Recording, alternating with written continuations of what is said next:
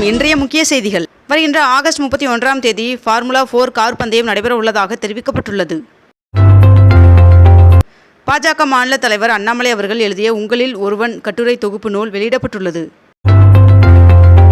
பழனியில் அனைத்துலக முத்தமிழ் மாநாட்டை முதலமைச்சர் மு.க. ஸ்டாலின் அவர்கள் காணொலி காட்சி மூலமாக தொடங்கி வைத்துள்ளார். சீமான் மற்றும் நாம் தமிழர் கட்சியின் நிர்வாகிகள் மீது மான நஷ்ட வழக்கு தொடர இருப்பதாக திருச்சி எஸ்பி வருண்குமார் அவர்கள் தெரிவித்துள்ளார். போக்குவரத்து தொழிலாளர்களுக்கான 15வது ஊதிய ஒப்பந்த பேச்சுவார்த்தை வருகின்ற 27ஆம் தேதி நடைபெற உள்ள நிலையில் அதில் பங்கேற்குமாறு தொழிற்சங்கங்களுக்கு தமிழக அரசு அழைப்பு விடுத்துள்ளது.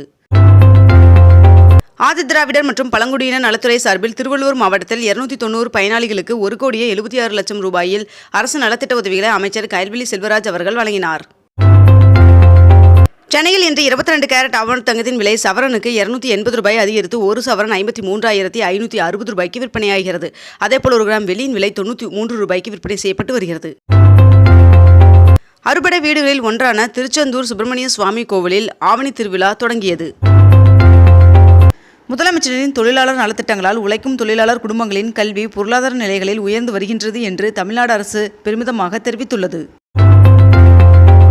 அடுத்த 2 மாதங்களுக்குள் 10 பல்கலைக்கழகங்களில் பட்டமளிப்பு விழா நடத்த நடவடிக்கைகள் எடுக்கப்பட்டு வருவதாக ஆளுநர் மாளிகை தகவல் தெரிவித்துள்ளது.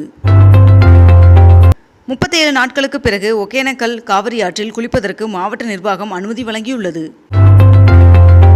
யானை ஒரு மாநிலத்திற்கோ அல்லது ஒரு கட்சிக்கோ சொந்தமில்லை என்று தவேக தலைவரும் நடிகருமான விஜய் அவர்களுக்கு ஆதரவாக நாம் தமிழர் கட்சியின் தலைவர் சீமான் அவர்கள் கருத்து தெரிவித்துள்ளார். பெண் காவலர்களுக்கு ஓராண்டு மகப்பேறு விடுமுறை அளிக்கப்படும் என்று முதலமைச்சர் மு.க. ஸ்டாலின் அவர்கள் அறிவித்துள்ளார்.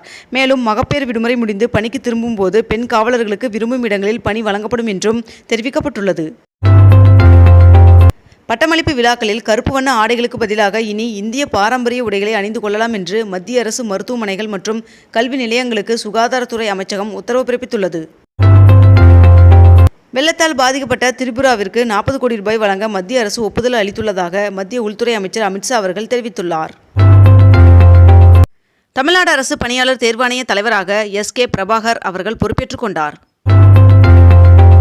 விசாகப்பட்டினம் அருகே கடலில் தத்தளித்த 4 இலங்கை மீனவர்களை சென்னை காசிமேடு மீனவர்கள் மீட்டுள்ளனர்.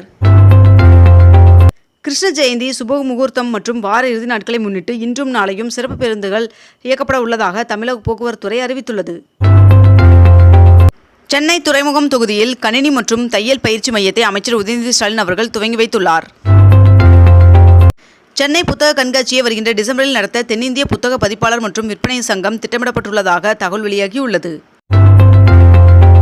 வேளாங்கண்ணியில் திருவிழாவை ஒட்டி வருகின்ற ஆகஸ்ட் 29ஆம் தேதி நாகை மற்றும் கீழ்வேலூர் வட்டங்களில் உள்ள பள்ளி மற்றும் கல்லூரிகளுக்கு உள்ளூர் விடுமுறை அறிவிக்கப்பட்டுள்ளது. தமிழகத்தில் இன்று முதல் 6 நாட்களுக்கு ஒரு சில இடங்களில் மிதமான மழை பெய்ய வாய்ப்புள்ளதாக வானிலை மையம் தெரிவித்துள்ளது.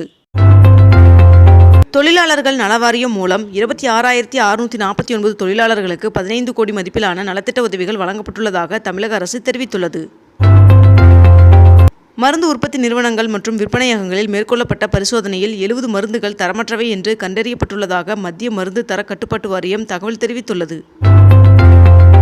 சென்னை மாநகராட்சி பள்ளிகளில் 6,50,00,000 ரூபாய் செலவில் சிசிடிவி கேமரா பொருத்த மாநகராட்சி நிர்வாகம் நடவடிக்கை எடுத்து வருவதாக தகவல் வெளியாகியுள்ளது. தமிழகத்தில் மாநகர போக்குவரத்து கழகத்திற்கு 300 கோடி ரூபாய் ஒதுக்கீடு செய்ய உத்தரவிடப்பட்டுள்ளதாக தகவல் வெளியாகியுள்ளது. இத்துடன் இன்றைய தலைப்புச் செய்திகள் நிறைவடைகின்றன. மேலும் இதுபோன்ற அண்மை தகவல்களை உடனுக்குடன் தெரிந்து கொள்ள அக்னிபூ சேனலை சப்ஸ்கிரைப் செய்து கொண்டு தொடர்ந்து இணைந்திருங்கள். நன்றி, வணக்கம்.